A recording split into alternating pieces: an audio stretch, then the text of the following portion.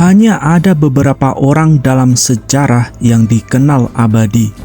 Setidaknya masih akan terus hidup sampai hari kiamat. Salah satunya tentu saja beliau adalah Sayyidina Khidir alaihi salam. Bagaimana beliau bisa abadi?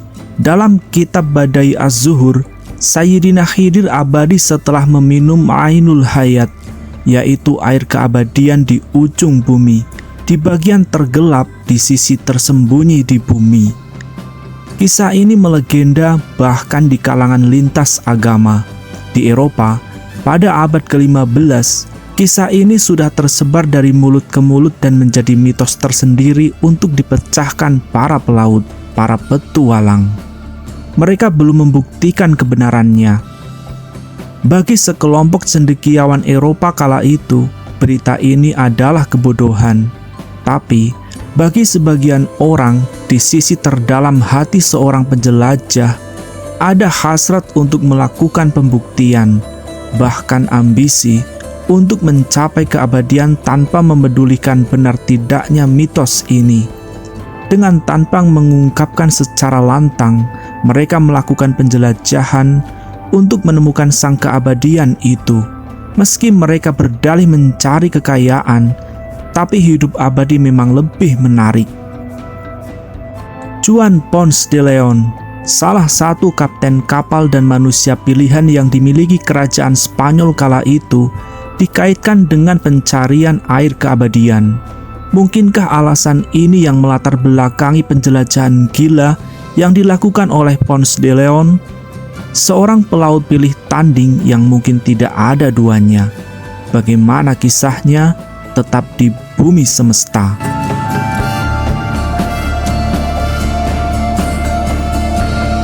Pada tahun 1640, di sebuah pedesaan di provinsi Valladolid, Spanyol, lahirlah seorang bayi yang kelak namanya abadi sebagai seorang pria penjelajah pemberani yang menaklukkan dunia.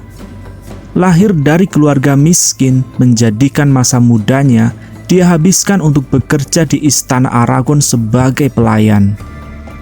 Meski dilahirkan sebagai orang miskin, tapi dia masih keturunan bangsawan Spanyol, masih darah biru, darah para penguasa dan para raja. Jadi, di dalam darahnya ada DNA untuk memimpin, menguasai, dan ambisi untuk tampil di depan sebagai yang terbaik. Dia selalu ingin tampil sempurna. Dia sangat gigih dan ulet. Karena sikap spesial ini, tidak butuh waktu lama untuk majikannya mendaftarkan dirinya ke tentara dan melakukan pendidikan militer kala itu. Di sana, dia banyak belajar. Tapi takdir akan membuat jalannya sendiri. Ponce de Leon tidak akan berhenti sebagai tentara saja. Ketika perang berakhir, mereka membubarkan pasukan militer karena dianggap sudah tidak dibutuhkan dan hanya membuang-buang anggaran negara. Ketika Ponce de Leon sudah bukan pelayan maupun tentara lagi, dia tidak melakukan apapun. Dan itu adalah masa-masa paling dia benci. Ambisinya yang begitu besar akan terus menyiksa dirinya di setiap malam. Dia tidak bisa tidur, dia ingin melakukan sesuatu yang besar. Kita mungkin pernah lahir di masa di mana menjadi PNS adalah pekerjaan paling digemari, atau menjadi dokter dan sejenisnya. Di Eropa, di Spanyol khususnya, menjadi seorang pelaut dan penjelajah pada abad ke-15 adalah pekerjaan yang digemari dan diidolakan banyak kalangan. Dalam serial One Piece, Raja Bajak Laut Goldie Roger adalah orang yang memulai era bajak laut. Maka dalam dunia Ponce de Leon di Spanyol pada abad ke-15, orang yang memulai era penjelajahan samudra adalah Christopher Columbus. Saat Christopher Columbus membuka audisi pembukaan kru kapal untuk ekspedisi penjelajahan samudra keduanya, Ponce de Leon adalah orang yang paling terdepan untuk mendaftar. Kecerdasan dan kecakapannya lebih dari cukup untuk diterima. Berangkatlah dia di dalam kapal paling fenomenal penakluk samudra, Santa Maria. bersama penjelajah paling terkenal, Christopher Columbus. Selama perjalanan hingga singgah di pelabuhan-pelabuhan besar di dunia, Ponce de Leon pandai menunjukkan kecakapannya dan memiliki bakat menarik perhatian atasannya, hingga mudah baginya untuk mendapatkan promosi kenaikan jabatan. Ketika mereka sampai di Karibia, mereka menetap di sana, menjadikan pulau itu sebagai tanah jajahan mereka. Ponce de Leon mulai menemukan apa yang dia cari. Dia ditunjuk sebagai kepala militer keamanan di Pulau Karibia. Dia belajar banyak ketika di kamp militer, bahkan mempelajari strategi peperangan meski dirinya hanya pasukan biasa kala itu. Ketika dia mendapat tugas untuk menumpas pemberontak dari penduduk asli Karibia, Ponce de Leon berhasil menumpas mereka. Prestasi gemilang ini membuat Raja Spanyol terkesan dan mengangkatnya menjadi gubernur di wilayah tanah jajahan itu. Ponce de Leon tidak berhenti di sini. Dia menginginkan sesuatu yang lebih besar. Dia sangat berambisi dan kadang sedikit tamak. Ketika orang kepercayaannya menyampaikan bahwa ada pulau yang dipenuhi emas di seberang, Ponce de Leon segera menyurati pemerintah Spanyol. Setelah mendapat izin, berangkatlah dia bersama armadanya.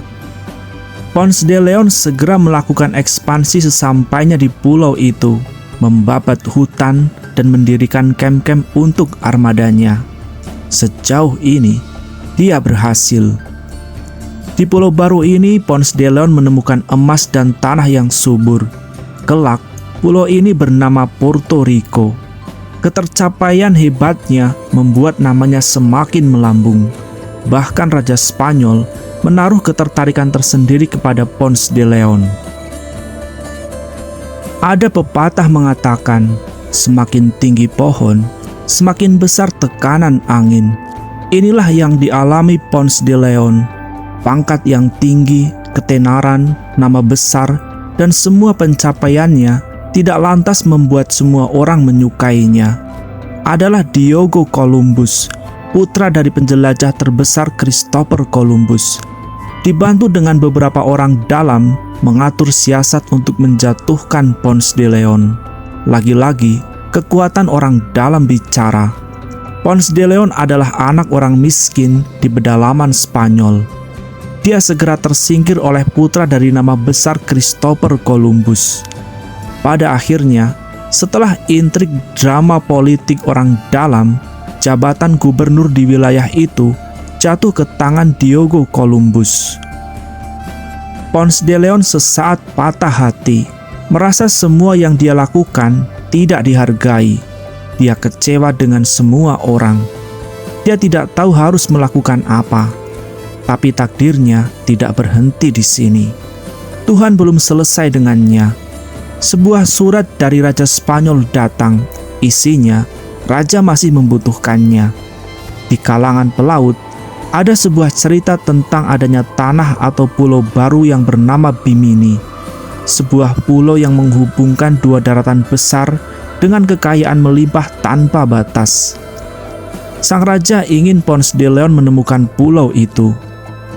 Meski Ponce de Leon saat itu bukan lagi seorang gubernur, dia tetap masih memiliki beberapa pengikut setia. Setelah dia membaca isi surat itu, dia memandangi wajah semua pengikut setianya. Dia merasa ini belum berakhir. Dalam hatinya, dia ingin menjadi seorang penjelajah selamanya. Dia tidak ingin berakhir. Dia tidak ingin mati. Mungkin di pulau baru yang akan dia cari, dia akan menemukan air keabadian, sesuatu yang selama ini dia cari. Dia ingin abadi, tidak tersentuh kematian. Malam itu, di depan para pengikutnya, Ponce de Leon mengangkat surat dari raja, lalu berteriak. Disambut teriakan semangat dari seluruh pengikutnya. Dengan surat itu juga, dia akan mendapat lebih banyak pengikut. Di tahun 1513, setelah semua persiapan selesai, semua kru kapal berkumpul. Berangkatlah Ponce de Leon dengan 3 kapal besar. dengan satu kapal kebanggaannya, yaitu Santa Maria de la Consolación. Mereka bersiap menuju samudra, menaklukkan badai dan gelombang untuk sebuah sejarah baru, menuju kejayaan, menuju keabadian.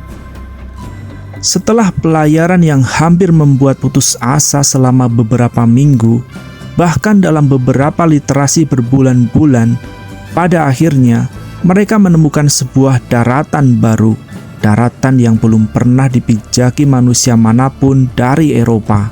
Sesaat mereka merayakannya. Mereka kemudian melabuhkan kapal kebanggaan mereka.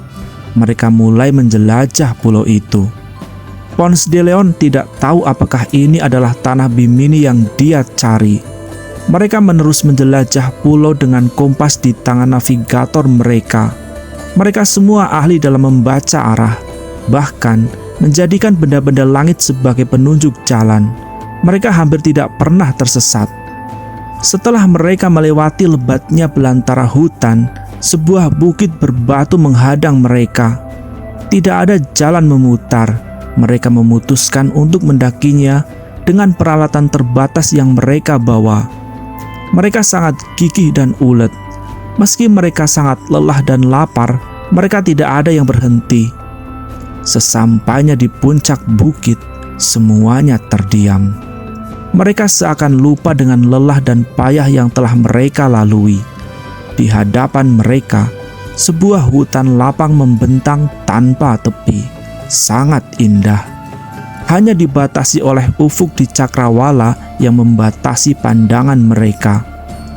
Salah satu kru yang merupakan seorang misionaris Kristen berucap, yang memecah keheningan kala itu. Katanya bahwa ini adalah hari Paskah, tepat dengan penemuan pulau yang mereka pijaki hari ini. Ponce de Leon tersenyum damai, lalu katanya, "Aku akan menamakan pulau ini dengan nama Pascua Florida." Semua tersenyum. Dalam bahasa Spanyol, Pascua adalah hari Paskah dan Florida adalah tempat bunga. Saat itu, sejarah tercatat. Kelak, tempat ini akrab dengan nama Florida, sebuah tempat yang menjadi negara bagian dari Amerika Serikat. Setelah mereka beristirahat dan mengumpulkan tenaga, memulihkan luka-luka dari perjalanan ekstrim sebelumnya, mereka kembali menjelajah daratan hutan tanpa tepi ini. Anehnya, dalam salah satu sumber, setiap Ponce de Leon menemukan mata air, dia selalu menyempatkan untuk mandi dan minum di mata air itu. Dia masih menumbuhkan harapan untuk menemukan mata air keabadian. Seiring berjalannya waktu, pembekalan mereka mulai habis. Mereka memutuskan untuk pulang dan kembali lagi ke pulau ini dengan armada dan peralatan yang cukup untuk mulai eksplorasi pulau ini. Pada tahun 1521, Ponce de Leon dengan armada dan semua peralatan yang dia butuhkan, mereka kembali ke Florida. Dia benar-benar melakukan eksplorasi besar dan masuk lebih dalam ke pulau itu. Ketika mereka sampai di sebuah tempat di mana suku asli dari pulau tersebut tinggal, mereka mendapat sambutan tidak ramah. Mereka disambut hujan tombak dan anak panah dari segala penjuru. Paha Ponce de Leon tertusuk anak panah menembus daging dan tulang kakinya. Melihat pemimpin mereka terluka, mereka memutuskan untuk mundur melarikan diri. Banyak kru yang tewas pada tragedi itu. Pelarian Ponce de Leon sampai di Kuba dan bermukim di sana untuk memulihkan lukanya. Meski anak panah itu berhasil dicabut, racun di mata anak panah itu sudah menyebar ke seluruh darahnya. Beberapa bulan setelah berjuang melawan sakit, Ponce de Leon meninggal. Dia tidak berhasil menemukan mata air keabadian, tapi setidaknya namanya abadi sebagai penemu pulau Puerto Rico dan Florida. Dari seorang anak yang lahir dari keluarga miskin, berhasil meninggal dengan strata sejajar dengan para bangsawan. Bahkan, namanya abadi sebagai salah satu pelaut paling berpengaruh di dunia. Ada beberapa kritikus yang mengatakan bahwa pencarian sumber mata air keabadian itu adalah berita bohong. Tapi terlepas dari benar tidaknya pendapat ini, faktanya, dongeng dan legenda tentang mata air keabadian itu sudah tersebar di kalangan masyarakat kala itu. Terlepas dari benar dan tidaknya, legenda itu mampu memberi kekuatan dan alasan kuat untuk seorang penjelajah memulai petualangannya, mempertaruhkan nyawanya demi sesuatu yang mereka yakini. Dari kisah Ponce de Leon, kita belajar bahwa siapapun kita, dari manapun asal kita, selama kita memiliki mimpi dan keinginan besar, dengan perjuangan yang gigih dan tabah tidak menyerah, Tuhan akan memberikan jalannya.